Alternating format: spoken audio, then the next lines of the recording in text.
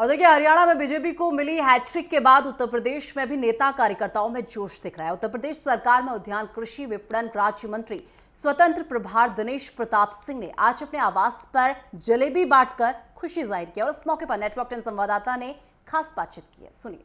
हरियाणा में हैट्रिक के बाद बीजेपी के जो नेता है कार्यकर्ता में उसमें हर्ष और उल्लास दिखाई दे रहा है। जीत की बधाई एक दूसरे को दिखाई दे रहे हैं। हमारे साथ मंत्री जी हैं। मंत्री जी, जिस तरीके से हरियाणा में एक बड़ी जीत हासिल हुई है, क्या कहेंगे? क्योंकि कहीं ना कहीं जलेबी भी आप बांटते हुए दिखाई दे रहे हैं।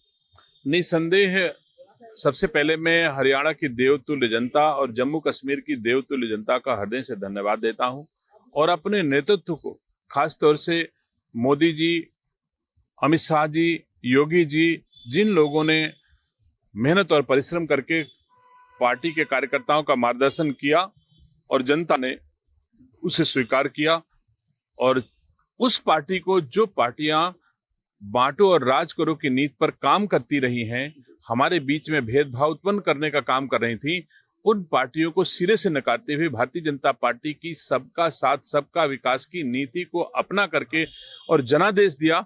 इसके लिए मैं देवतुल्य हरियाणा की जनता और जम्मू कश्मीर की जनता को धन्यवाद देता हूं। देखिए, किसी बड़े घर में जन्म लेने मात्र से किसी को लोकतंत्र और जनता की सेवा का अनुभव प्राप्त नहीं हो जाता। इसके लिए रेल की पटरियों के किनारे किनारे चाय भी कभी कभी बेचना पड़ता है।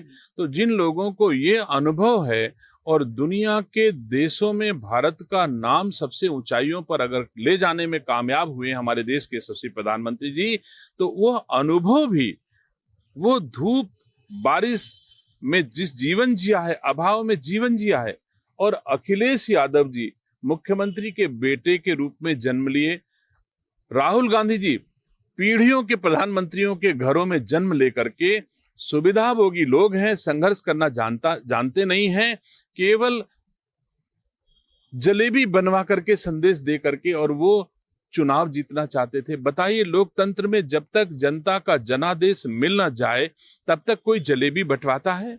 तो निसंदेह यही अंतर है भाजपा की जलेबी में और कांग्रेस की जलेबी में। अब इस पर मुझे कुछ नहीं कहना कि उनका गठबंधन उत्तर प्रदेश ने, रायबरेली ने बड़े करीब से देखा है। समाजवादी पार्टी का कांग्रेस का गठबंधन लंबे अरसे से हम लोग देखते आए हैं।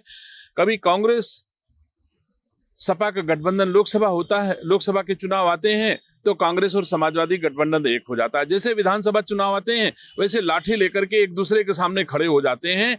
तो जो नीतियां समान नहीं है, विचार समान नहीं है, तो ऐसे में गठबंधन किसी दशा में चल नहीं सकता। बहुत बार गठबंधन चलाने का प्रयास किया गया कि सबसे बड़ी सफलता जम्मू कश्मीर में मिली है।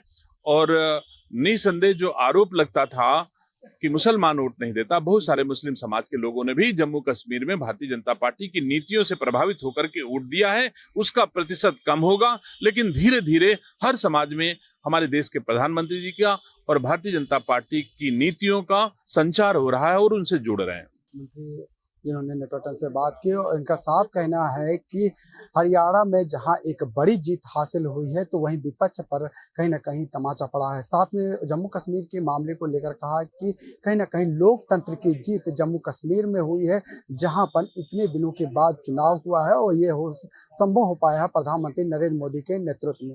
वीरेंद्र के साथ में लाचा, नेटवर्क, लखनऊ।